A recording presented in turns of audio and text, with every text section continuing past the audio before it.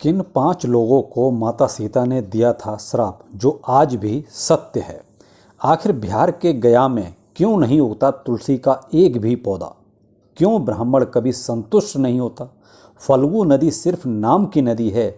क्यों कौवा हमेशा लड़ झगड़ कर ही खा पाता है?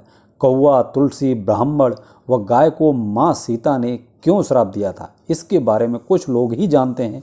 आइए हम विस्तार से इस बारे में बताते हैं। वाल्मीकि रामायण के मुताबिक वनवास के दौरान भगवान राम, लक्ष्मण और माता सीता पितृपक्ष में श्राद्ध करने के लिए बिहार के गया धाम पहुँचे। वहाँ ब्राह्मण ने भगवान श्री राम और लक्ष्मण को श्राद्ध कर्म के लिए आवश्यक सामग्री जुटाने के लिए कहा। इस पर भगवान राम लक्ष्मण नगर की ओर सामान लाने के लिए निकल पड़े। ब्राह्मण देव ने माता सीता से आग्रह किया कि पिंडदान का समय निकला जा रहा है। यह सुनकर माता सीता की व्यग्रता भी बढ़ती जा रही थी, क्योंकि श्री राम और लक्ष्मण अभी नहीं लौटे थे।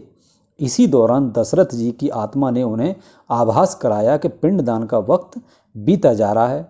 यह जानकर माता सीता असमंजस में पड़ गईं। अब माता सीता ने समय के महत्व को समझते हुए यह निर्णय लिया कि वह स्वयं अपने ससुर राजा दशरथ का पिंडदान करेंगी। उन्होंने फल्गु नदी के साथ साथ बट वृक्ष, कौवा, तुलसी, ब्राह्मण व गाय को साक्षी मानकर स्वर्गीय राजा दशरथ का पिंडदान विधि विधान के साथ किया। इस क्रिया के उपरांत जैसे ही उन्होंने हाथ जोड़कर प्रार्थना की तो राजा दशरथ ने माता सीता का पिंडदान स्वीकार कर लिया। माता सीता इस बात से प्रफुल्लित हुई कि उनकी पूजा दशरथ जी ने स्वीकार कर ली। इसके बाद उनके मन में संशय भी हुआ कि प्रभु राम इस बात को नहीं मानेंगे, क्योंकि पिंडदान पुत्र के बिना नहीं हो सकता। थोड़ी देर बाद भगवान राम और लक्ष्मण सामग्री लेकर आए और पिंडदान के विषय में पूछा। तब माता सीता ने कहा कि समय निकल जाने के कारण उन्होंने स्वयं पिंडदान कर दिया। प्रभु राम को इस बात का विश्वास नहीं हो रहा था कि बिना पुत्र के, बिना सामग्री के पिंडदान कैसे संपन्न और स्वीकार हो सकता है। इसके बाद माता सीता ने कहा कि वहाँ उपस्थित फल्गु नदी, तुलसी, कौवा, गाय, वट वृक्ष और ब्राह्मण श्राद्ध कर्म की गवाही दे सकते हैं। भगवान राम ने जब इन सब से पिंडदान किए जाने की बात सच है या नहीं पूछा, तब फल्गु नदी, गाय, कौवा, तुलसी और ब्राह्मण पांचों ने प्रभु राम का क्रोध देखकर झूठ बोल दिया कि माता सीता ने कोई पिंडदान नहीं किया है। वट वृक्ष ने सत्य कहा कि माता सीता ने सबको साक्षी मानकर विधि पूर्वक राजा दशरथ का पिंडदान किया है। पांचों साक्षी के झूठ बोलने पर माता सीता ने क्रोधित होकर उन्हें आजीवन श्राप दे दिया। इन्हें मिला था श्राप। फल्गु नदी को श्राप दिया कि वह सिर्फ नाम की नदी रहेगी, उसमें पानी नहीं रहेगा। इसी कारण फल्गु नदी आज भी गया में सूखी है।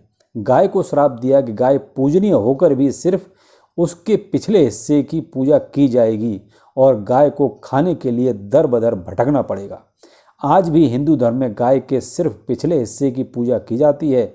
माता सीता ने ब्राह्मण को कभी भी संतुष्ट न होने और कितना भी मिले उसकी दरिद्रता हमेशा बनी रहेगी का श्राप दिया। इसी कारण ब्राह्मण कभी दान दक्षिणा के बाद भी संतुष्ट नहीं होते। माता सीता ने तुलसी को श्राप दिया कि वह कभी भी गया की मिट्टी में नहीं उगेगी। यह आज तक सत्य है कि गया की मिट्टी में तुलसी नहीं फलती।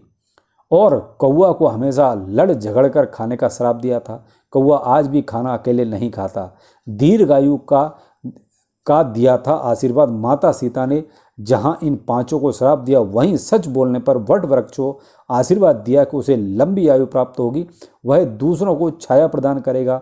पतिव्रता स्त्री उसका स्मरण करके अपने पति से दीर्घायु की कामना करेगी। अगर कहानी आपको पसंद आई हो तो लाइक करें और ऐसी कहानी सुनने के लिए चैनल को सब्सक्राइब करें। धन्यवाद।